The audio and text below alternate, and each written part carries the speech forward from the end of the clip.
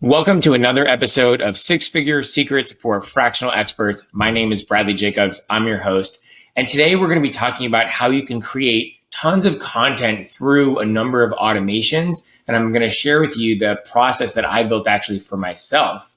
And first, we're really going to talk about the impact of content because I'm such a big believer in it. I've been working hard on my own content for the better part of 5 years now on LinkedIn. And by content, I'm talking about posts, videos, carousels, graphics, anything that you're putting on LinkedIn that's going to share your expertise, your value, your learnings, your insights, all those kinds of things. We're going to talk about what makes, quote, good content.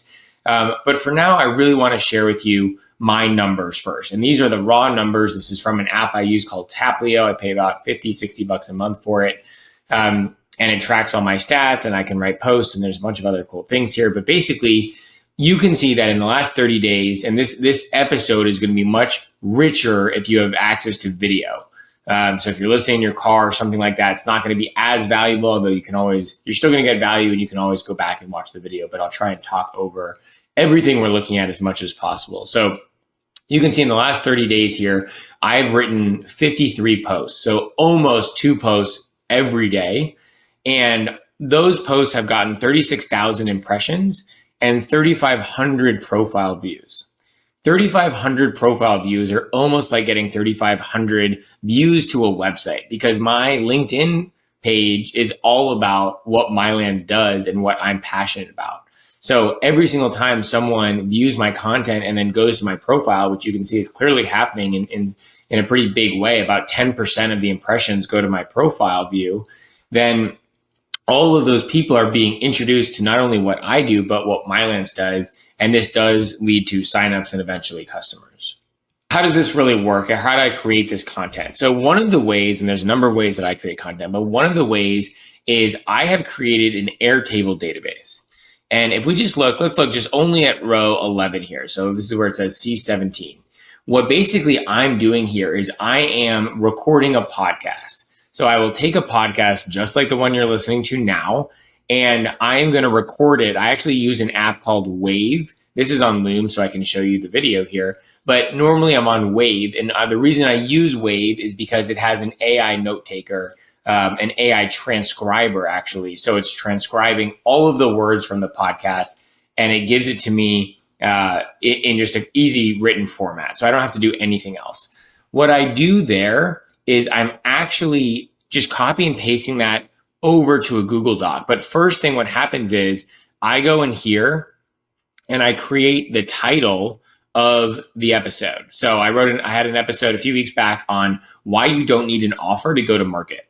So what I'll do actually, and maybe I'll just do a test one here so you can actually watch this thing in action. So if I actually make a new row here, so it's called the C19. Okay, so I'm going to title this podcast, Test Podcast on Automations. And as soon as that happens, I need to click yes here. So this is the trigger. So when I click yes, like this Zap 1 is ready to fire.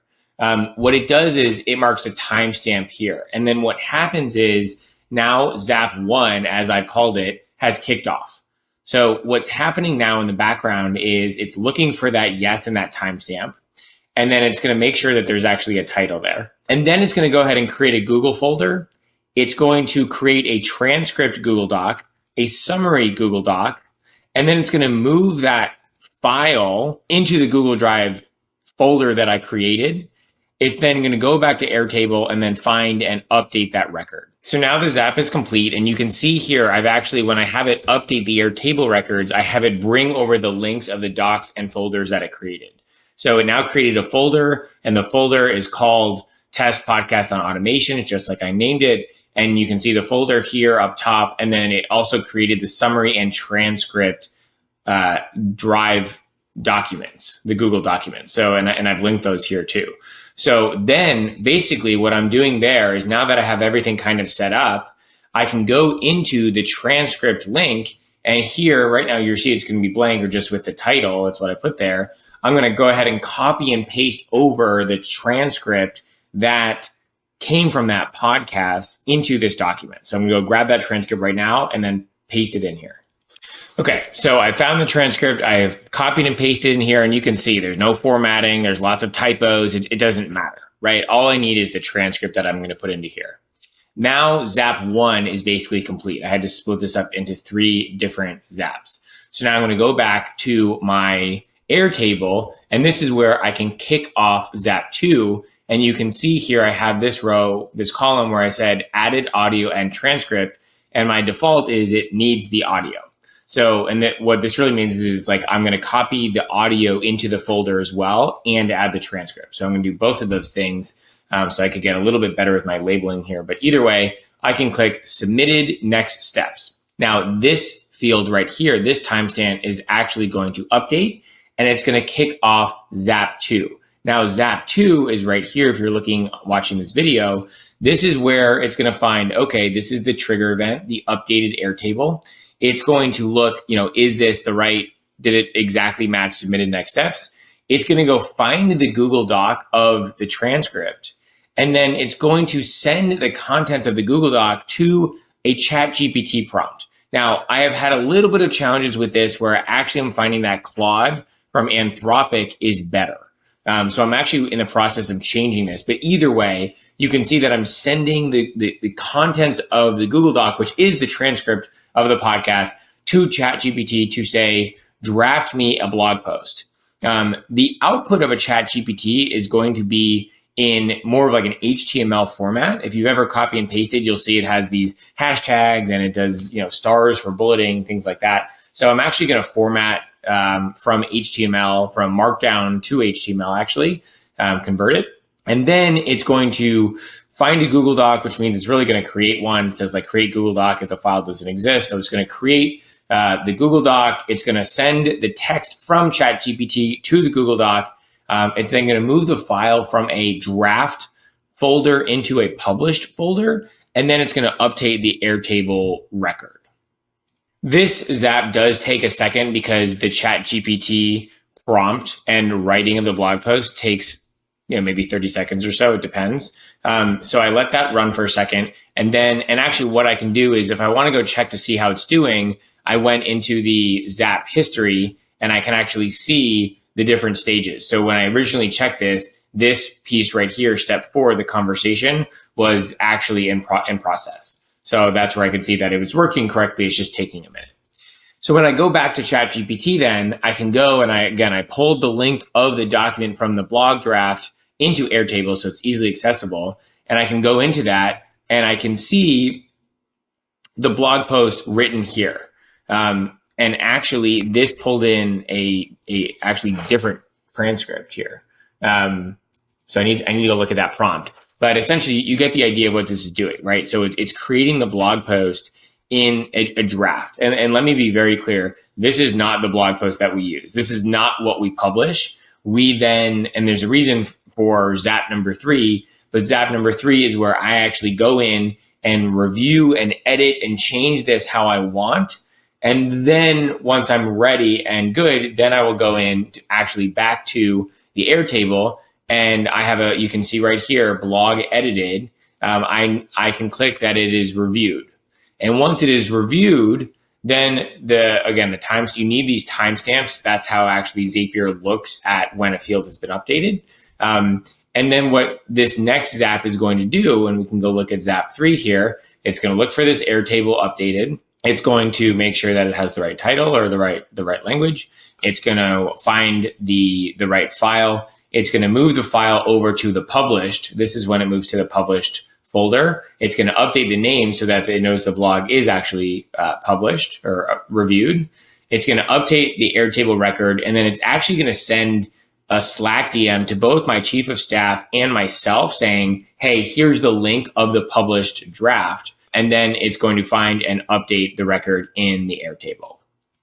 So we can see now in our Airtable, it has sent over the reviewed blog link here. And actually, I didn't have it send my chief of staff the message since, maybe it did. Yes, it sent it to Brittany, the message. And I checked my Slack and I have a message as well. So you can see here, this is where the final blog post, and it changed the name to review. That was part of the Zapier step.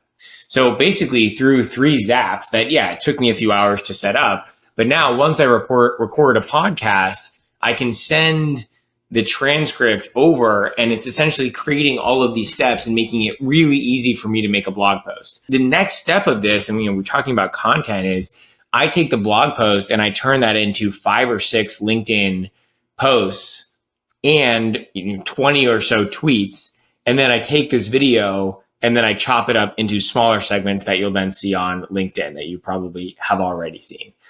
So essentially from this one, so there's more automations that can, and I'm going to work on, that will be added here.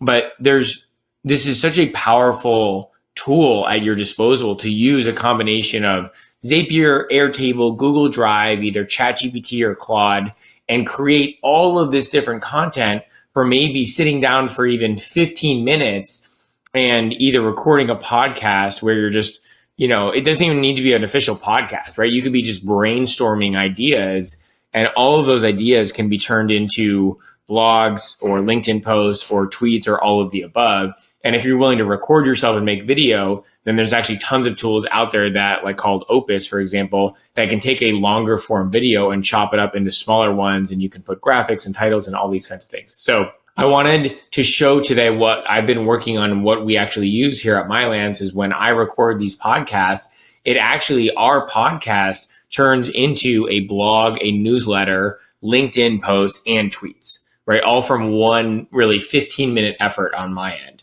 And look, we have a podcast editor and there are other pieces that go into this, but the power of automation by creating a system that you set up really one time can save you so much time in the long run.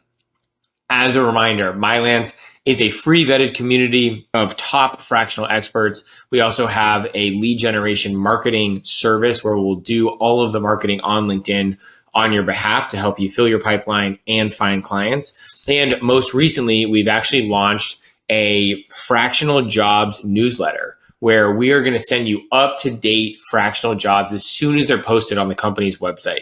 So get excited for that. We'll share the link to sign up for that. It's not quite live yet, but we're very close. We'll share the link for that sign up in the show notes. And with that, have a great rest of your day. If you have any questions on these automations, I know it's not so simple, of course, to set up, but if you have any questions, feel free to shoot me a note in the Mylance community Slack. I'm happy to answer your questions there or show you how I did any of these zaps. And with that, have a great rest of your day. And thanks again for listening. Give us a review, share it with a friend, reward our effort if it added some value to your life. And with that, have a good rest of your day. And it's Friday here, so have a great weekend.